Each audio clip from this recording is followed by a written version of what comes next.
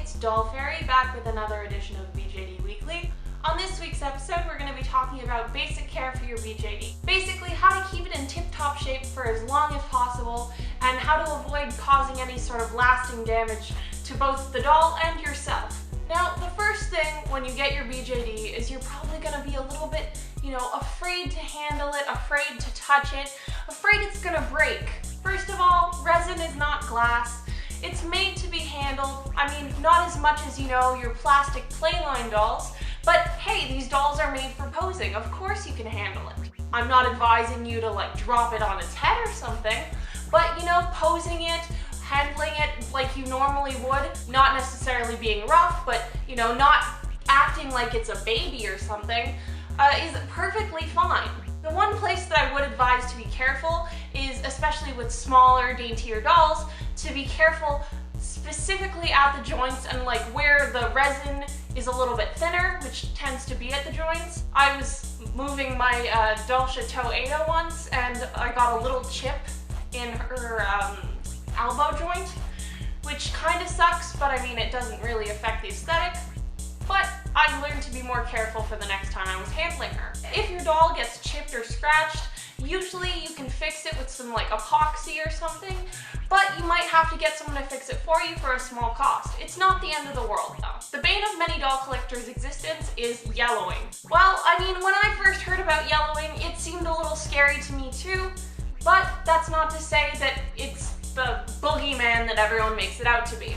All dolls are going to yellow over time. It's just a matter of how the resin is cured. The color is going to change over time, depending on how long you own it and the conditions you keep it in. Accepting that it's going to yellow over time, however, doesn't mean that you're not going to try to slow the process as much as possible. There are a lot of factors that speed up yellowing, and that you can learn to avoid by being a little bit careful with how dolls are stored or kept. The major elements that are going to yellow your doll before its time are heat and light. So, keep it out of direct sunlight as much as possible. And when storing it, keep it in a dim, sort of cool, not too humid environment. It's as easy as that. Another thing that might cause resin to yellow before its time is chemicals that it might be exposed to. One such chemical is the smoke from cigarettes. If you smoke around your doll, it's probably going to yellow a little bit faster than a doll that's in a non-smoking environment. So maybe keep the doll in its box or in a different room when you're smoking. Oil from your hands, and in fact oil in general, can also contribute to the yellowing and deterioration of resin. So if you want to make sure your hands are clean before handling your doll, you don't have to wear gloves, though I know some people do. It's just a matter of maybe washing your hands if you want to make sure you're not getting any sort of finger oils on your doll. Like I said, oil in general is damaging to resin. It can do more than actually yellowing it. It can actually deteriorate the resin and cause it to change quality. You're going to want to definitely avoid oil from human cosmetics, from improper customization supplies, just any oil-based products you're going to want to keep away from your doll. Water-based products and water itself, of course, are safe for resin. In fact, I've seen dolls get submerged whole for photo shoots, and they're just fine. All you have to make sure you do is restring the doll afterwards, leaving the elastic out for a while so it can dry and no mold grows inside your dolls, which is really nasty. Even if you don't submerge your doll in water, restringing is just a fact of life when you're owning and collecting dolls. You're going to have to restring eventually, although probably earlier if you handle the doll a lot as the elastic gets stretched out. Restringing is simple with the help of some tutorials, or you could send the doll off to be restrung by someone else that's more experienced, if you feel like doing that. Like I mentioned before, you're going to want to avoid smoking in the same room as your doll, not just because of yellowing, but because resin is porous by nature. Resin is going to take on any sort of strong smell that it's exposed to for a long time. If you have a doll in a smoking environment directly in contact with smoke for a long time, your doll is probably going to smell like smoke, which could affect how easily you're going to sell it if you decide to sell it on the secondhand market. Beyond how you can avoid hurting your doll's resin, resin can also be potentially harmful to human beings and to pets. This isn't to say, oh my god, don't touch your doll, it's going to kill you. Of course not. But when you're handling the doll or doing certain customization aspects of the hobby, you're gonna have to take some safety precautions to avoid causing harm to yourself or those around you. Resin dust and particles are toxic, of course. You should avoid ingesting them or inhaling them. When you're sanding or carving or otherwise doing subtractive modifications to your doll, you're definitely going to want to wear a mask so that you can protect your lungs from inhaling these particulates that can definitely cause harm to your body. You're also going to want to be doing these activities in a space where someone else isn't liable to inhale the particulates that can harm them either. Basically, put down a tarp, make sure the air is clear around you so that it doesn't become like dense with the dust, and just create a safe environment for you and those around you so that, you know, this little mod doesn't become a major health problem down the line. Also, I've seen some confessions on the confession blogs that make me think I have to say this, even though I really don't want it to be a thing I have to say. Don't diddle yourself with your dolls. If you do, wrap it. Just do something. Be safe, okay? Mental image gone. We can continue. Other than a lot of intangible things like heat and light and whatever that can harm your dolls, airborne particulates, whatever, you're also going to have to sort of consider things like dyes, things like fabric that might be a dark color.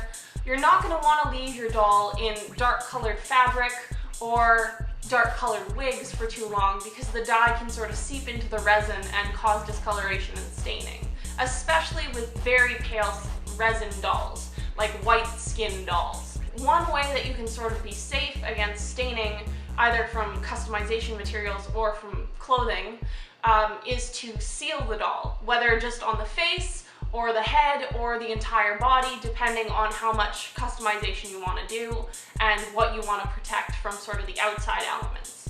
What I use to seal my dolls is this Mr. Super Clear Flat, which I think is now called matte. A lot of other people use things like Tester's Dull Coat or any of the sort of other hobby sealants. I've heard people swear by a lot of things. I personally use this, sort of the go-to for a lot of people, but I understand that it's not exactly accessible for people in some parts of the world, so just ask if you're not sure what an equivalent might be. Going back to your safety for a second, when you're spraying sealant, you have to know that sealant is a toxic substance. You definitely don't want to be breathing that in. What you're going to want to use when spraying sealant and when sanding, like I mentioned earlier, is this sort of half face mask with the filters. You can get this at any hardware store and some craft and hobby stores where they know that you should be wearing this for customization of whatever hobby you have. Basically, you make sure that it's fitted to your face, make sure it has a nice airtight seal in case you couldn't hear that. You're also going to want to read the directions really closely on whatever packaging it comes in or whatever packaging the filter comes in, because you have to change these filters every certain number of uses or certain hours of uses because they can sort of become less effective, which, I mean, the whole point is that you're protecting your health, protecting your lungs. You don't want to sort of skimp on measures to protect yourself. A mask like this, depending on where you live, is going to run you about $30, $40 or whatever your equivalent currency is. It's not a heavy price to pay for your safety and your health. Plus, you get to look like you're surviving an apocalypse. I mean, come on. There are going to be people that you're going to encounter in the hobby that swear that you don't have to wear a mask when you're doing any sort of customization or spraying sealant. This is not true. Don't trust these people. You know, they might be swearing that you just need one of those little paper surgical masks or no protection whatsoever, maybe your sleeve. But come on, it's a toxic substance, and just because they swear that nothing bad has ever happened to them doesn't mean that it's not going to happen to you, and doesn't mean that they're not going to find the symptoms and the side effects of careless behavior later on down the line. Especially with airborne stuff like sealants, you're not going to see necessarily symptoms right away. In fact, you might only have them years down the line when you're finding that you're getting stuff like pneumonia, when you have irritable lungs, when your lung capacity is less than. It's really not what you want to be dealing with for the sake of face-ups. Do you really want to risk your health just out of some sort of bravado or wanting to save a few bucks on filters or something, is face ups the hill you want to die on. Story time. The first time I sprayed sealant for face ups, I didn't really know how the mask worked. I just sort of stuck the filters on, didn't screw them in properly. It was a mess. I could smell the MSC that I was spraying the whole time, but I thought, you know, I'm wearing the mask, I'm probably doing it properly. I wasn't reading the instructions, which was stupid of me, because I thought, you know, oh, this is so fun. I was so eager to be getting started. So I wasn't wearing the mask properly, and for about a month, 6 weeks after, I had a really ugly cough. Like, we're talking vibrating in my chest, full torso cough that would not go away consistently for like 6 weeks. It wasn't pretty. It didn't sound pretty. It didn't feel pretty. I felt like I was hacking up a lung, all because of this sealant. And it wasn't worth it. It's really not. And you know, I got off light. My symptoms went away after a while, but you know, when you're spraying consistently for however often, however long, you're not gonna get off that easy. It could be so much worse than what I went through. I've heard some horror stories. For every one person that swears that nothing bad is gonna happen because nothing bad has happened to them yet, there are a dozen people that are telling you that they want you to take care of your body, take care of yourself, make sure that you're spraying safe with a mask. Another aspect of using sealant, beyond the sort of safety aspects and the protecting the doll from staining aspects, eventually sealant itself might yellow or discolor, so you might have to remove it, which you'll have to do anyway if you want to change the face up or if the face up gets chipped. You're going to want to make sure you're using a safe chemical to take off face ups. What I personally use is Winsor & Newton Brush Cleaner and Restorer. A lot of people swear by it. It's pretty easy to use. You don't really float the head in it.